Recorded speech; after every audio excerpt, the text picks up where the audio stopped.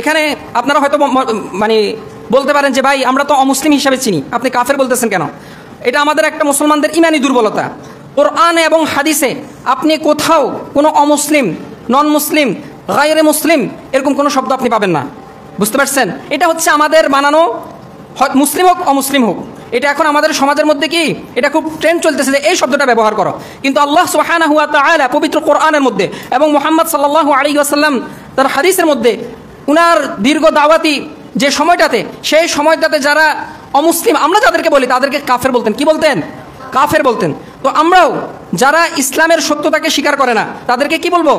কাফের হিসেবেই সম্বোধন করবো। আল্লাহ যেখানে কাফের বলতেছেন আমরা সেখানে কি কাফের বলতে মানে আমাদের কেন যেন ইতস্ত বোধ লাগে, যে আমাদের ভালো লাগে না, যে মনে হয় যেন আমি তার গালি দিতেছি।